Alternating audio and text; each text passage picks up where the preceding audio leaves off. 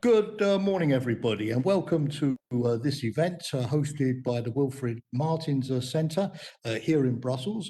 My name is Jamie Shea. I'm a Senior Research Associate here at the Martins Centre, and it's my honour and pleasure to be the moderator for today's debate. As you know, because that's why you're with us this morning, the topic is European security and defence. Where are we? Where do we need to go? And how do we get there?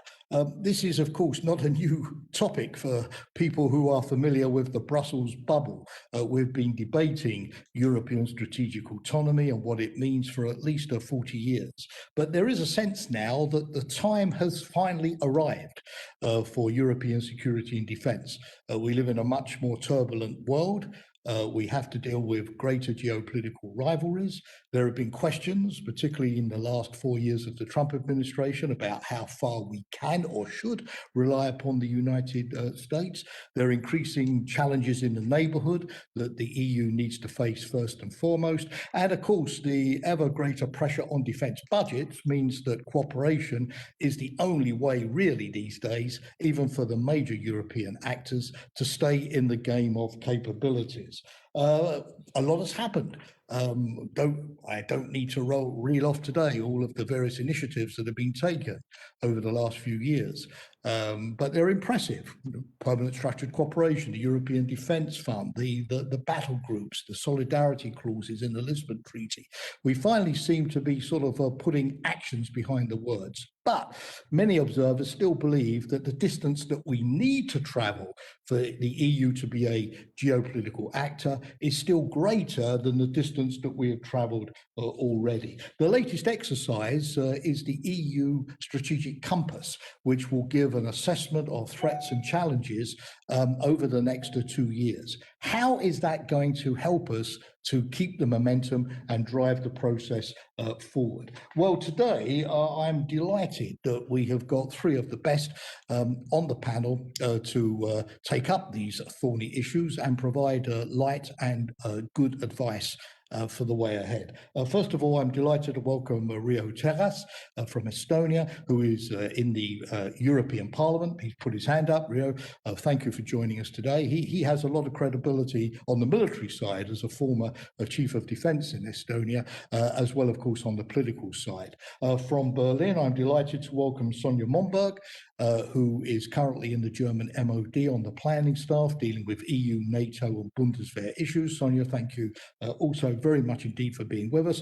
And I'm delighted to welcome Nicholas Novaki, my colleague at the Martins Centre, as well.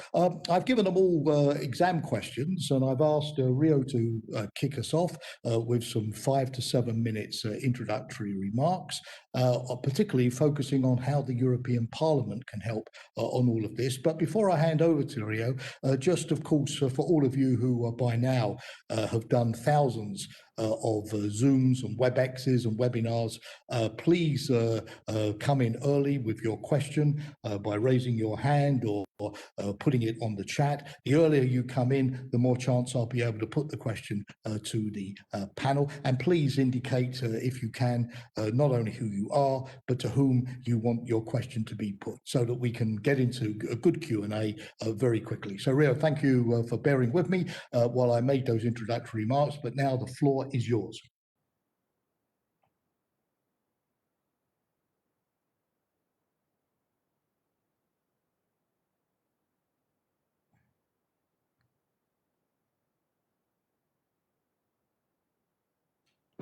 Sorry.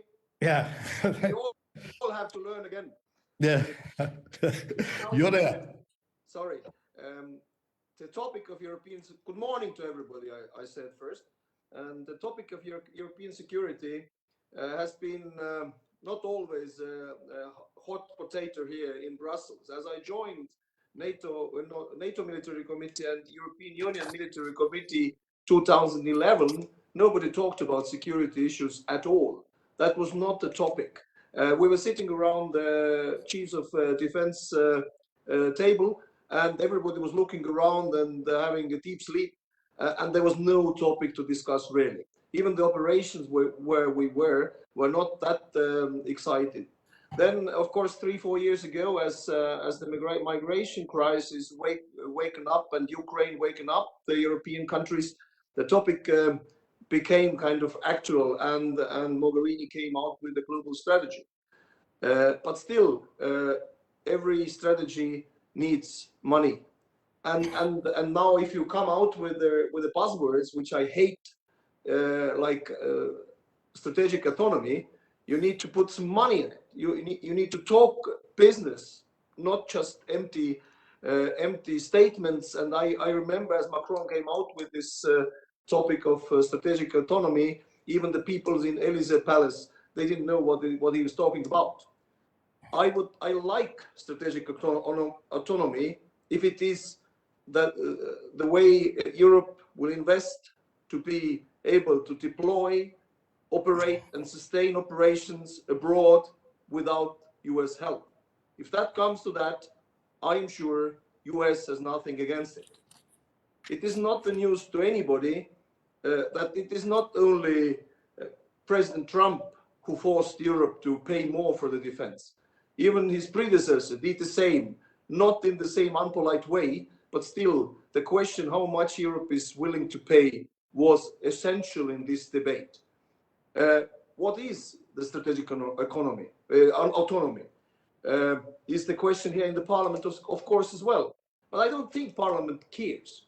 And if you look at the Commission's statements, I don't think Commission cares, because in von der Leyen's speech, which lasted, if I remember rightly, 75 minutes, she didn't mention defense and security issues with a word. Yes, she talked about strategic partners, but she did not say anything about the real defense issues. And if we look at the current MFF process, then we see that the European Defence Fund has been violated by 25%, less money. The military mobility got just a tiny bit of what was planned to do. So what is the Parliament's role is to stand up and say that is not okay.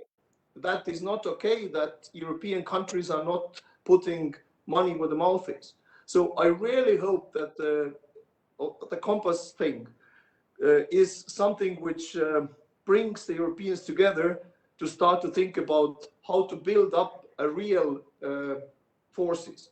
I mean, today we are talking, and in EPP, when the discussion is about European army, another buzzword, ridiculous, because if you ask people what it means, nobody can explain it to you. Is it an army corps? What is it only land forces? What is that? Just another buzzword. So we have lots of activities which take the focus away from the main point. European countries need to make their own armed forces capable, and then together they will be usable for EU and NATO purposes. But still, EU is not built to be a defense alliance. NATO is. Washington Treaty's 14 articles talk about it. And if that works, it is good for European NATO members as much as it is good for European not NATO members. So let's work with the US together, whoever is in power there, to make sure that the European security fundament is still the same as it was 50 years ago.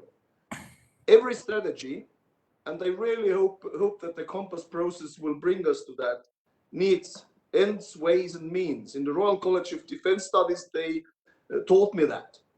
And we are very good on looking at the ends and defining the objectives. We are good to talk about ways to come there, but we are very bad on paying money for it. So give the means to develop it.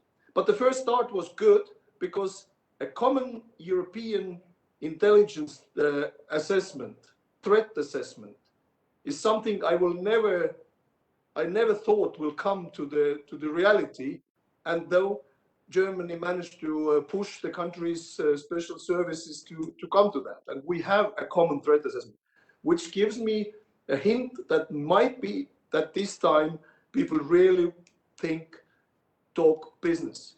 So my point is, Let's do it together with the US and our transatlantic partners, make us safer, and it goes only with increasing the budget, not only of the countries' budgets, but the European budget to focus on certain areas, for example, development of the modern technologies where every separate country has not enough power for that. So that is my advice. More money, as always. Thank you, Rio, and thank you for that very healthy dose of pragmatism and realism, fed by a great deal of on-the-ground military experience too. You're right about the buzzwords, but sometimes we have to live with them. But you're right that it's essentially about capabilities, about the ability to do the heavy lifting and share burdens. It starts with the nations and what they put into their national forces, because those are the building blocks of EU or NATO forces. And you mentioned also the need for more leadership and focus maybe on these issues from the European institutions themselves. But at least we have a common threat assessment. So that's another part of the edifice. So thank you for getting us off to a very good start. Sonia, now moving over to you in Berlin. As I mentioned, the German role in all of this is crucial. And how far do you think Germany is ready and willing to lead on those issues? And also, of course, to step up its own military efforts. The 2% of defense spending, the NATO target, of course, has been a hot issue in Germany for some time already. So over to you. Thank you, Jamie. Also, thank you to Riho. I appreciated the optimistic tones. I think we're all looking back on a very dynamic year. We're in the midst of a global pandemic that has highlighted both the strengths and weaknesses we face in the EU. We have global conflicts and crises that are keeping us on our toes. So as the year is coming to an end and as the German EU Council presidency is coming to an end, I think it's great to take stock and to see where we are in European security and defense. And most importantly, as you, Jamie, pointed out, where is it that we want to go? Maybe one word up front on the debate on strategic autonomy. I think it's always worthwhile to take a step back and deconstruct the debate about what is essentially terminology. Because if we think about the underlying question, it's one of what kind of role does the EU want to play in security and defense? And I think there's a great deal of agreement between Germany, between France, between many EU member states that we want an EU that is able to act. We want an EU that can be a provider for security. We want an EU that can act globally. So I think it's always worthwhile to keep that in mind. Now, I think it's always important to also think about the reality. We do face challenges. We have a fragmented defense landscape in Europe. We've got tight budgets that are likely going to become even tighter, and we do sometimes have different perspectives amongst EU member states on certain issues. But I want to say these are challenges, but these are challenges that we have faced head on over the last couple of years and that will continue to face on over the next coming years. And Jamie, you said we've got a long way to travel, but we're ready and we're willing and we're excited to travel this way, and we've got ideas of how to create that journey. And I don't want to go into the defense initiatives that we have built over the last few years. I think it's fair to say they're all game changers to the way we cooperate. They fundamentally change the parameters and the possibilities of European cooperation in security and defense. And it's worthwhile to point this out. If you think about PESCO, for example, at the moment we've got 46 projects, of which 15 are expected to deliver results by 2025. I think it's important to point out that we're moving ahead. And I think if we go back to the European role, it's important that we have strategic clarity and that we have clear strategic goals. And that is sort of the layer that the strategic compass is now going to add to the European defense initiatives. It's going to bring much more clarity to what it is Europeans want to be able to do and maybe what they don't want to be able to do. And EU member states have started this process. As was mentioned already, we've achieved the first milestone, the first EU threat analysis. It was finalized in November by EU INCEN and national civilian and military security services all gave their input. I think we can be really proud that we managed to achieve this, and it's a great foundation for what will be a strategic dialogue on the ends. Riho, you're completely right. We need to know exactly what those ends are to think about means and ways. And we actually kicked off this strategic dialogue yesterday with the first workshop. And I have to say, we're very excited to embark on this journey and to see where it leads us. If we think about what are we discussing in the strategic compass, we want to ask also the critical questions. We want to look at essentially 4 different baskets. The first is crisis management. We want to ask ourselves, how do we improve the effectiveness of our missions and operations? We want to look at resilience, which I think with this pandemic has become much less of an abstract concept, but has shown very, very concretely where our vulnerabilities lie, but it also goes into threats in the hybrid and cyber realm. Third, we're thinking about capabilities. We want to think about how to close our capability shortfalls. And the 4th basket, as we call them, is on partnerships. We want to discuss how do we want to cooperate with our partners, the EU-NATO cooperation obviously being a main element in this basket. So those are sort of 4 major pillars that will be part of the strategic dialogue amongst EU member states over the coming next half a year to a year, with the goal to have a final document by the end of 2021 to be adopted by the Council in early 2022 during the French EU Council presidency. In a way, you can also say the strategic compass is a bridge between the German EU Council presidency and the French EU Council presidency. And I think for a big strategic initiative such as the strategic compass, you need the full weight of the German-French motor behind it. I want to mention what the added value of the strategic compass is. The first is that it will create much more concrete political guidance for civilian and military capability planning. We've got the EU global strategy and the 3 priorities, but the strategic compass will operationalize them. It'll make them more tangible. What is it exactly in those 3 priorities that we want to pursue as Europeans? The second added value is it will be a document of EU member states. This is very much an EU member state driven process.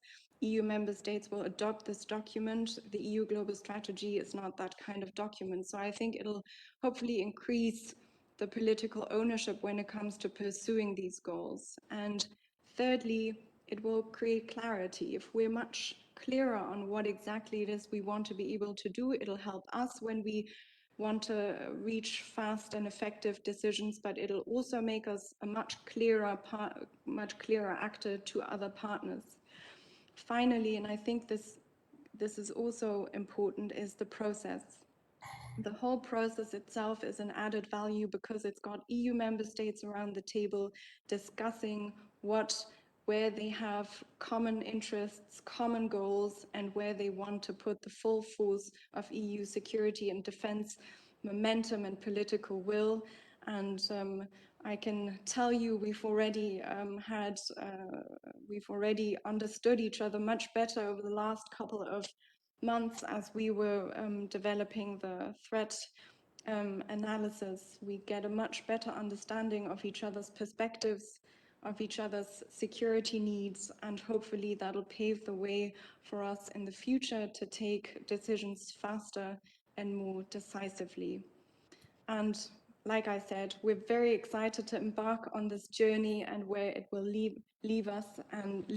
And yeah, let me leave it at that. Thank you. So thanks very much. That was a very, very clear presentation. Thank you. And you usefully pointed out that the strategic compass is good for setting priorities, for taking sort of very lofty ambitions, down to the level of more sort of concrete missions and those priorities. A good example of France and Germany working together, sort of passing the baton, if you like, across the space from one presidency to another.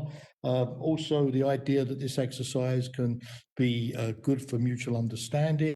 And finally, the notion that it's going to be owned by the member states, and hopefully if the member states own it, they will feel more responsibility to implement it and to demonstrate the requisite solidarity with each other when it comes to actually sort of putting the missions into action. So thank you. Many questions I would have for you, but we'll come back, of course, to those in a moment, and from the audience as well. Thank you. So now we go to Nicholas to wrap up at least the initial commentaries. Nicholas, I asked you in particular to look at, can we get, if you like, a consensus across this very diverse EU of 27 member states around what strategic autonomy and the strategic compass actually mean, so that we don't feel that different parts of Europe see security, and particularly NATO, the relationship with the United States, in very different ways. Anyway, floor is yours. Well, thank you very much, Jamie, and good morning to everybody else, and everyone who's listening as well. On strategic autonomy, I think it's interesting that under the current EU leadership, strategic autonomy has become, at least rhetorically, a lot more important priority for the EU than it was under the previous leadership. And you can see this in statements like the European Council President Michel referring to it as the #1 goal of the generation, and then the European Commission also talking about things like open strategic autonomy, which has other non-defense implications as well. And this relates to the expansion of the term as well, that what used to kind of start mainly as a security and defense related concept has kind of broadened also into the technological trade, almost kind of every aspect of EU policy, and nowadays everything kind of seems to have a strategic autonomy dimension. But there's still quite a bit of ambiguity about what the term actually means. We saw that quite publicly in November in the various debates that took place via the media. And I think kind of at the heart of this debate is the continuing kind of confusion of what strategic autonomy precisely means. And that's of course due to the fact that the 2016 global strategy didn't define it. The following implementation plan on security and defense did define it, but it wasn't formally adopted by the member states. And then this has kind of led into confusion, especially in the security and defense field, over what does strategic autonomy, or the ambition of strategic autonomy, mean for the United States' role in broader European security. And I think kind of we've already talked a little bit about the strategic compass, and the strategic compass is an excellent opportunity to also kind of clarify the meaning of strategic autonomy more narrowly in the context of security and defense. I don't think the election of Joe Biden in the US diminishes the need to pursue this goal. It's good to remember that strategic autonomy was not kind of put on the EU's agenda simply by the election of Donald Trump. It has appeared on EU Council conclusions since 2013. It was kind of introduced into the broad European audience by the 2016 global strategy, which predates Trump as well. And there's fundamentally a need to for the EU to take more responsibility for its own security, not to kind of distance itself from the United States, but to add more value into the transatlantic relationship, I believe. And it's in the future, the EU's own kind of strategic priorities will continue to be more regional in the east of Europe, in the Sahel, in the Middle East, in North Africa, whereas the US will continue to kind of be primarily focused on the Asia Pacific region. So for that reason as well, the ambition of strategic autonomy, in my opinion, will continue to be valid. And kind of most importantly, perhaps the EU can't always expect that there will be a willing president in the White House, who'll be happy to bail Europe out, in a crisis. So we need to kind of bolster our own ability to deal with different things. And I think kind of when we think of how to kind of sell this to the Americans, I mean, I think it's clear that we have to emphasize that a more capable and able European Union is fundamentally in America's own interest, because Europe could then more effectively take care of like second-order security challenges from the point of view of the United States in its own neighborhood without having to involve its American partner. And for the Americans as well, I mean, a friend like who's continuously like dependent on being bailed out and continuously dependent on help, like, I mean, eventually becomes a nuisance and a strategic liability as well. So, I mean, like, we have to kind of avoid that too. Perhaps also a little bit on the strategic compass. I mean, quite a lot has already been said. I also think it's a very valuable initiative that can add value into guiding the development of the EU security and defense policy in the future, and also clarifying what kind of security and defense actor the EU wants to become in the future. The fact that it's a member state-driven initiative that will be adopted by the Council in 2022 also suggests that it can have like real political weight as well. But that obviously depends on like what the member states like will make of the document during the drafting process in 2021. And to be successful, I think like there are kind of certain things that like need to be like addressed during the drafting phase. I think first of all, like, I mean, we have to avoid like setting unrealistic expectations for the document. I think this applies especially to the goal of like setting a shared strategic culture. I think there's room to kind of enhance the convergence between the member states, but strategic cultures are notoriously difficult to change because they are rooted in geography, history, dependencies. Like, although like we can achieve a more common European perception, but the countries like Finland, Estonia, Sweden will always kind of see things a little bit differently than to Greece, Italy, France, like as long as the European security and defense policy remains intergovernmental in character. I think we always have to also have a good balance in the output of the 4 strategic compass clusters, capabilities, crisis management, resilience, and partnerships. Because I think there is a risk that if it becomes too capability focused, if the capability cluster becomes kind of too dominant, then it makes the whole document like a very technical one and like rather uninteresting to the broader European audience, because there's usually only a handful of people in Brussels and EU capitals who read such documents. Like you and me, of course. Like all of us, like we are the handful of people. Related to that, I think it needs to be concrete as well on things like capabilities that Europe needs, strategic autonomy, and what kind of security actor the EU wants to become. I think it should also somehow involve national and European parliamentarians as well. Even though like formally the European External Action Service is the pen holder, like in drafting the document, but then the member states are leading the discussions. But like consulting national parliamentarians and European parliamentarians due to the expertise they have, due to the expertise of members like Mr. Deras have, I mean, would be very valuable. So perhaps there could be some sort of discussions in the framework of the Interparliamentary Committee on CFSP and CSDP next year, for example. And related to this, I think it's fundamentally important because it looks like it's going to be the flagship EU security and defense initiative for the next couple of years, but it's also communicated effectively to the EU citizens. And I don't mean simply that the European External Action Service's Strategic Communications Division like would put out press releases. These sort of things are usually rather uninteresting to most like citizens, like who don't read these sort of things. But I think kind of national parliamentarians, MEPs, ministers can write opinion editorials, speak in events about like why the compass is important for every EU member state, like why it matters to EU citizens. And I think kind of bridging the gap between like what we do here in Brussels or what member states do in the capitals and then what the individual people think is very important for these sort of things.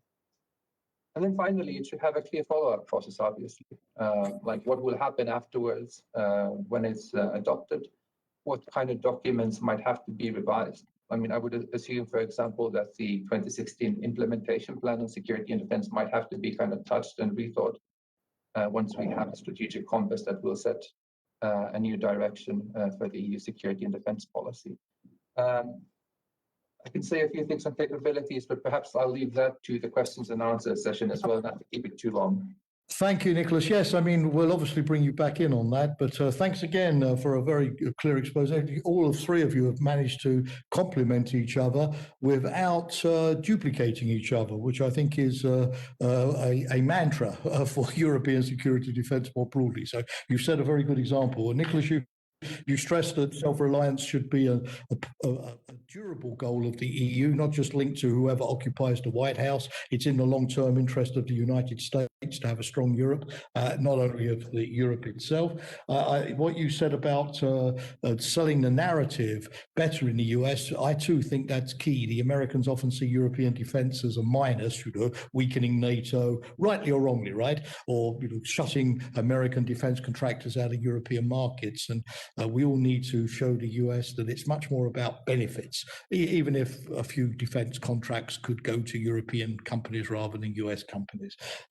Manage expectations, because we're not going to have a common European strategic culture tomorrow. But also what you said, I think this would be music to Rio's ears about bringing in more the European Parliament and national parliaments, a better communication strategy, and being prepared to follow it up so that we know that this is not just another paper exercise, but something for real. So thanks for that. In the meantime, dear panelists, the questions are coming in. Thanks to Gavin. Gavin, thank you very much. The first one I have from the audience says that while the EU is shifting its strategic position to face the challenges from Russia and China, in doing that, it often, vis-a-vis the authoritarian states, is asserting its own nature as a community of democracies based on the rule of law and so on. But, and I suppose you're going to have anticipated this question given the debate on the EU budget, but at the same time, the EU is itself facing issues about the rule of law. Poland and Hungary is mentioned in this question. So how can, given this internal situation, can the EU present a coherent vision of its goals in terms of security and projecting power? So do these internal aspects undermine the strategic vision externally? Rio, do you want to have a crack at that? I think this is probably a question that all three of you can say something about, but Rio, I'll turn to you first. Well, it is not first time Europe has its internal problems between the member states. The current tension is a bit more severe, I would say, as the previous ones. But if you look at if you look at Brexit, it can go quite wrong as well. So Europe needs to be very careful with this kind of tensions, especially about the money. There's always discussions. I do hope that on the very end, Angela Merkel's well-known capability of bringing people around the table and finding the right wordings for good outcome is still there. And I think both sides, European Union institutions, Parliament, and Poland and Hungary have been very stubborn, very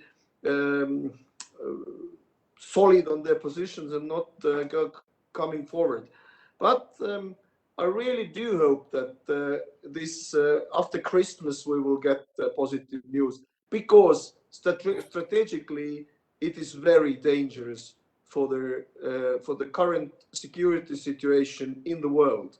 We need a strong, unified Europe as much as we need a strong and unified NATO. And if we look at tensions between some NATO countries and Turkey, it is as bad as the current tensions between inside the framework of the budget of European Union. So for me, the crucial thing is the unity, because every country is separate, and I would say that to UK as well. Every country is separate, is never that strong as all the countries together.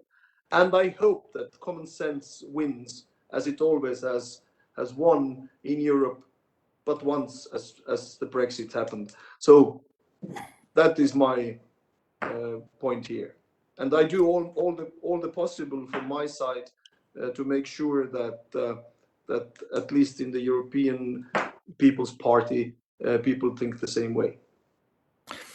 Yes, Sonia, that also brings us to the issues of, when it comes to unity, obviously unity in foreign policy is at the heart of security policy. You have to have a sort of common vision of the world and the risks and what you're up against. Would, for example, a credible European defence need majority voting on foreign policy issues, for example, in order to be able to push decisions through faster? That's a sort of supplementary question to the one that was asked from the audience, but you may also want to comment on this rule of law issue and whether you think it really sort of weakens the EU in its diplomacy vis-a-vis the rest of the world, or its ambitions to be a geopolitical actor.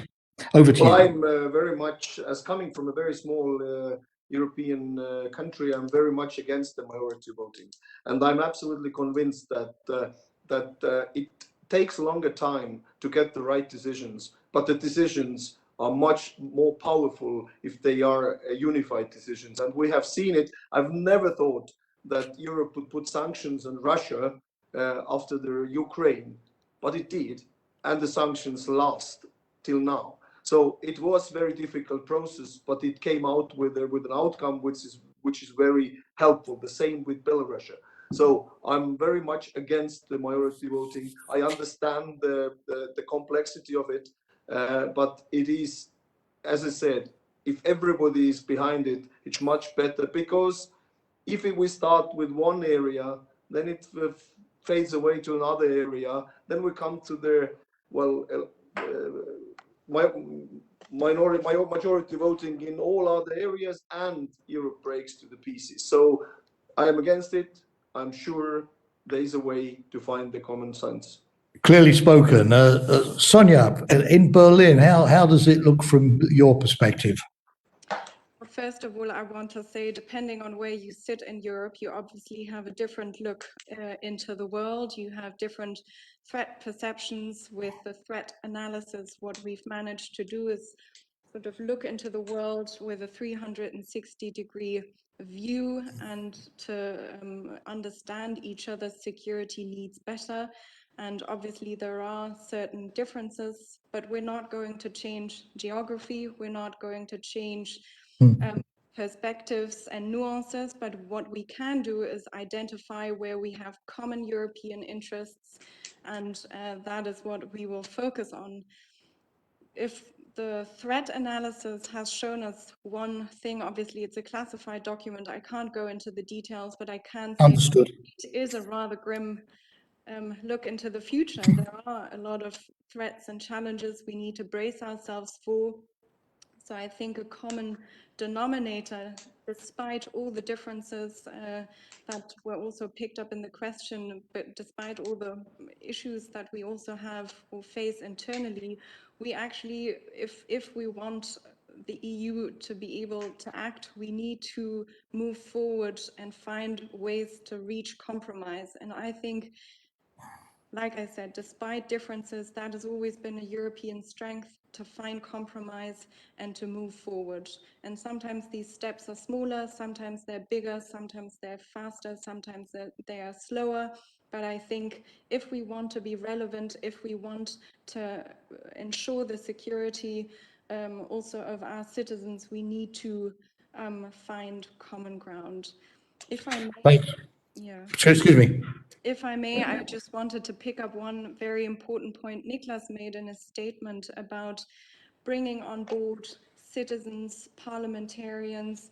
I think the strategic compass and the whole chance of this compass being of political relevance is to embrace and take along different audiences. I can tell you, for the German process, we've made sure that we include all these different audiences, parliamentarians, think tanks, citizens, to come along, because I think this is only going to be as much of an added value as we get the support, not only from the political realm, but also from the citizens. After all, if we want to take more money into our hands for security and defense, citizens have to understand what it's for, and they have to understand what it is we're trying to do. So thank you, Niklas. I just wanted to pick up on that point because I think it's important, and I'm excited to see how also the European Parliament is going to maybe give its input throughout the process. Thank you. No, thanks, Anya, and we all support that. It has to have the legitimacy of public support. Nicholas, obviously, I will invite you to comment on the big question, but in the meantime, another question has come in, which is more specifically capability oriented. I know you like these areas, and maybe Sonia Rio would like to comment too, but it's about Galileo, the EU Galileo satellite system. And a member of the audience wants to know, is this at risk now because of Brexit and the potential rift between the EU and the UK?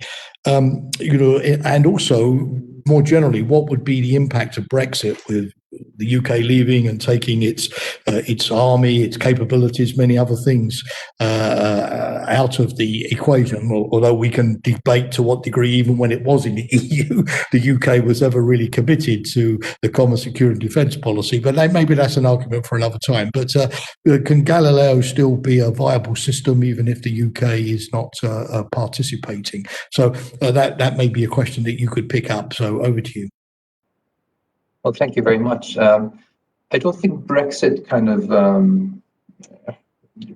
creates any, at least like technological risks to Galileo, as far as I know. And it was good to see that in the MFF that the European Council endorsed in July, there was a decent amount of funding for the EU space program, which also includes Galileo. And of course, I mean, the final MFF still needs to be endorsed by the Parliament. But I mean, the European Union has made quite clear, I mean, commissioners and also member states that the developing space technology and creating developing European strategic autonomy in the fields of space-based capabilities is fundamentally important for the European Union and its technological sovereignty. So I do believe that the political will to make a success out of Galileo also in the future is there. Perhaps also a very brief comment on the very interesting QMV discussion. I just wanted to make the point that I agree and understand fully where Mr. Terras is coming from here as well. But I mean, I also come from another smallish EU country, Finland, and I think Finland is one of the few smaller EU countries that supports QMV and EU foreign policy. And me personally, regardless of what the Finnish government thinks of these issues, I think a very limited introduction of QMV to certain areas. I mean, along the lines of what von der Leyen suggested, Commission President von der Leyen. So human rights issues, perhaps sanctions, could be an interesting way of developing a common European strategic culture. And I think it could create room for policy convergence and force member states to think of these things in a more communal way than is currently possible. And it could have an even greater impact on the eventual emergence of a common EU strategic culture than processes like the strategic compass, for example. But I mean, at the moment, this is a no-go for the member states. I mean, the Council very recently made clear that, I mean, even a limited introduction of QMVs out of the question for themselves at the moment. So, I mean, we have to live with that reality and try to improve EU foreign policy through other means. Thanks, Nicholas. Another question coming from the audience, which again, I think all three of you would have probably anticipated. But President-elect Biden is committed to the transatlantic relationship, to NATO. We all know that. There's a sense that with him, NATO will be once again at the forefront, multilateralism, US support for Europe. And so given, if you like, that we're sort of going back to the good old days, well, are we? But still, maybe some perceive that we're going back to the good old days, and we no longer face the prospect of President Trump suddenly cancelling the United States' commitment to the alliance. Do we still need European strategic autonomy? Can we now sort of, particularly as the COVID-19 economic crisis is going to crimp our budgets, can we afford once again to go back under the American umbrella as we did during the Cold War? I think I know what your answers are going to be, but it's still a good question from the member of the audience. Rio, your hand is up, so I can see that you want to come in on this immediately.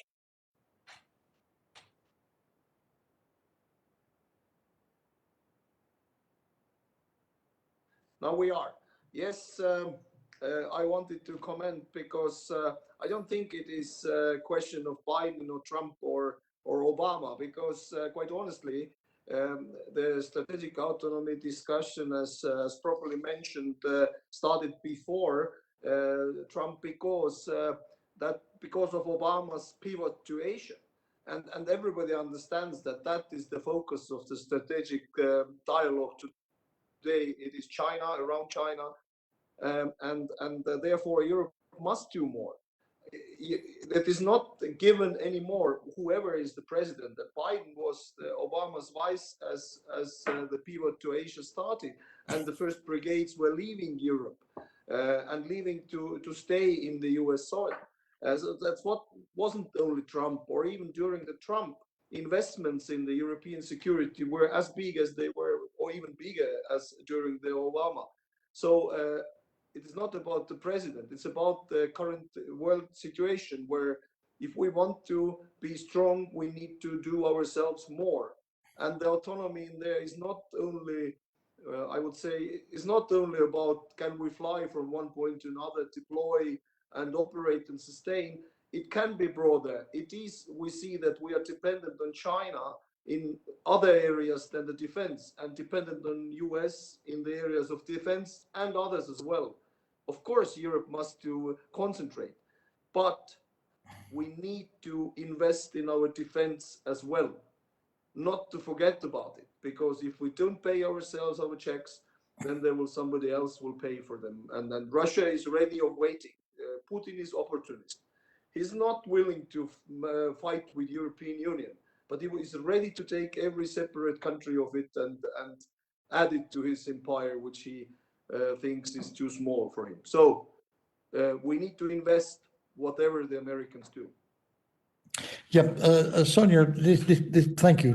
This is a big question, of course, because presumably President Biden will offer more, but will expect more in return in the sense of European sort of burden sharing. And maybe, given the recent report of the NATO group of experts, he will want to sort of follow that up with recommendations that NATO should have China more on its radar screen, or deal more with resilience issues or technology issues. So, when Germany looks at the new US administration, how many eggs does it want to put into the NATO basket to rebuild its relationship with the United States, vis-a-vis how many eggs does it want to put into the EU basket to work with France and President Macron in developing European strategic autonomy? Do you see this as sort of two parts of the same coin, or do you feel that these are two sort of different kind of priorities going in different directions? It'd be very interesting to get a sense of how Berlin is sort of preparing to respond to the Biden presidency. In Berlin, I can assure you we're not counting eggs in that sense, but we're committed to EU and NATO equally. And I think it's important to understand they're both very different organizations and have different toolboxes. And one question is that of expectations from a Biden administration or other partners. The other is what expectation do we have for ourselves? And I think that second part, what is the expectation we have for ourselves? What is the expectation of our citizens? That already answers the question of the EU still needing to increase its ability to act. We need to be able to react when European interests are at stake, obviously with partners wherever possible, but alone if necessary. And I think looking at the threat challenges in the world, we really owe it to ourselves and to our citizens that we continue on this path. The good thing about it is whatever it is we're doing at the European level also serves NATO. If you think about capabilities, for example, we're looking to address capability shortfalls with the EU defense initiatives. We're trying to address issues. If you think of PESCO, for example, at the moment we've got 46 projects, of which 38, so a vast majority, also serve NATO priorities. If we think about planning processes, these are obviously harmonized and always ensure complementarity, and we're doing that at the political strategic level as well. You mentioned the strategic reflection process that has now reached the decision to also work on a new strategic concept. And I think it's great. We're having a strategic debate in NATO, we're having a strategic debate at the EU level, and we'll ensure that we inform each other, that we exchange our ideas. I know that's happening at the moment in Brussels. I can tell you it's happening in Berlin. We're talking to our partners. And I think it's important that we always hammer home the point. It's not against anything what we're doing at the European level, but it's always in complementarity. And I can tell you, for Germany, EU and NATO commitments are equally important to us, and I think they've got a lot to add to the table. One more point, I think it's also about burden sharing, not only in terms of cash and capabilities, but also in terms of engagement. If you think, for example, of European engagement in its periphery on the African continent, but also with regard to the EU toolbox. We've got a much broader toolbox with sanctions, with diplomacy, with humanitarian aid, lots of different issues that we can use to complement and to share sort of the engagement worldwide. Thank you. Thanks very much for that, and for pointing out that there is no sort of incompatibility.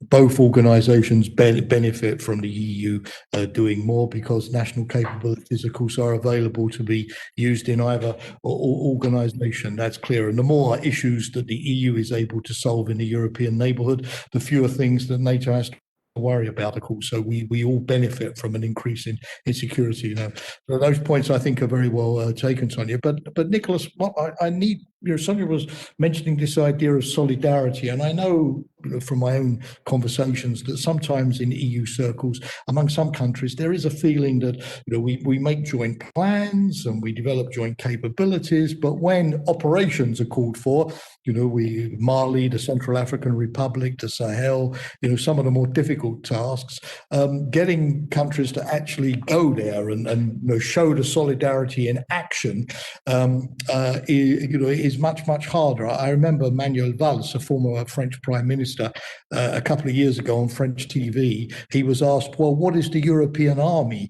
Mr. Prime Minister? And he said, the European army, c'est la France. It showed at the time a certain frustration that France was doing these counterterrorism missions. I know today the situation is much better, but how do we go from developing the joint vision, the structures, the capabilities, to getting this sense of solidarity that countries are not going to be left by themselves? Just to add to this, Nicholas, in the Lisbon Treaty there are these two articles that the specialists refer to, 42.7 and 222, which are meant to sort of conjure up solidarity. Can we make more of those in the future? Thanks a lot. First, on the operational side of the solidarity that you mentioned, I think, this has been the perennial problem for the EU's common security and defense policy and its predecessor, the European security and defense policy. And especially when it comes to EU crisis management, military crisis management missions in Africa, in sub-Saharan Africa, it's been rather challenging for the European Union to generate forces, even for relatively small operations, because it comes down to the divergent strategic cultures fundamentally, because even though, like, I mean, there are countries, I mean, who have an interest and a history in these countries and have a connection and a desire to do something in them. But for others, I mean, like, it's difficult, for example, to explain to Finns, I mean, why Finns should participate in an operation in the Central African Republic, simply because, I mean, most of them probably like can't even point it out in a map. I mean, this is the kind of really big problem. But this is also, it needs to be addressed by kind of processes like the strategic compass at the political level, and then kind of information campaigns at the national level. I mean, educating European citizens why action in the Sahel and sub-Saharan Africa matters. I think we've improved on this a lot. I mean, the challenge of addressing terrorism and the link between terrorism and some of the actions and training missions that the EU is doing in the Sahel, for example, has become a lot more clearly appreciated in the public domain in recent years, I think, than it has been before. And when it comes to like individual countries participating, I just want to kind of pay tribute to Estonia, especially because Estonia has been very active in some of the EU operations in the Sahel to show solidarity to French concerns, especially because there's an understanding in Estonia that, like, when you participate even in these kind of operations, I mean, you get training and expertise, and then you create tangible solidarity between different countries. So I think it's very, very good and positive.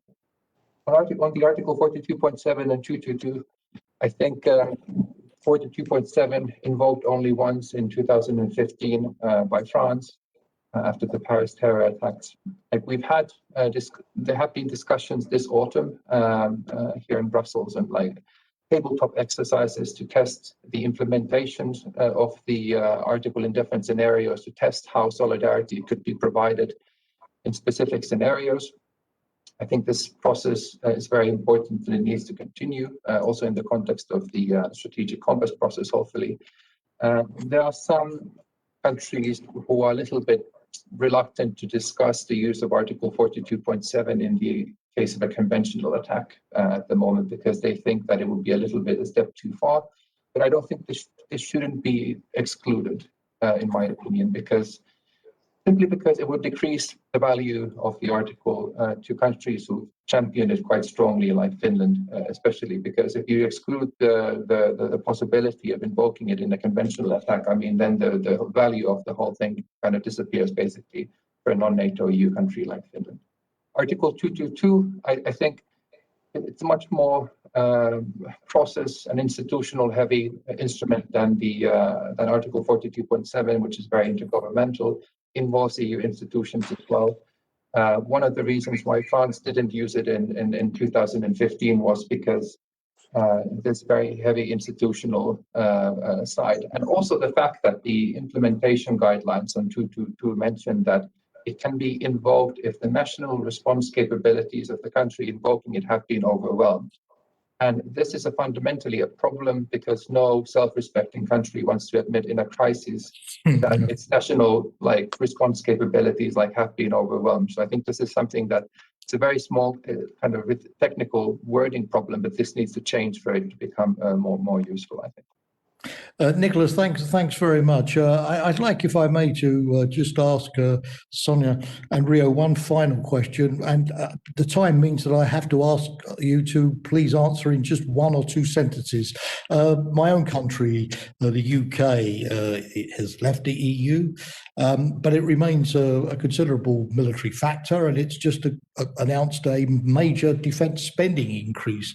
What can we do, notwithstanding this sort of institutional debate, to keep the UK closely associated, or do you feel that the UK is sort of leaving militarily as well as politically, and we cannot, in the EU at least, maybe count on the UK support in the way that we once could? That would be, forgive me, from my own national perspective, a question that I was too tempted not to ask you. So Sonia, just in one sentence, Rio, one sentence. Sorry, we don't have more time, and then we will need to wrap up. Thank you, Jamie. In one sentence, we want to keep the UK as a very close partner. That's something that's very important to us, and I know it's important to other EU member states as well. And we'll make sure that we continue the conversation. Thank you. Rio, your final word. Yeah, well, UK's involvement in Estonian defense structure is very big and important. The enhanced forward presence is something where UK government sees the possibility to show the involvement in Europe even after the Brexit. And I hope they keep that way. And the financing the armed forces better is good for NATO, and the US, UK, European Union triangle needs to be kept in good shape. Well, thank you to all three of you. These questions often produce in the past a lot of doom and gloom, the credibility gap. But today it's clear that all three of you have struck a much more upbeat, positive, where things are moving note. And that I think is remarkable. It shows there really has been a strategic turnaround. My takeaways very briefly are EU needs to push ahead with a long-term vision. This is not something that can be sort of turned off and on according to who occupies the White House. The EU needs to do it for its own internal reasons and interests, and not simply because of outside pressures.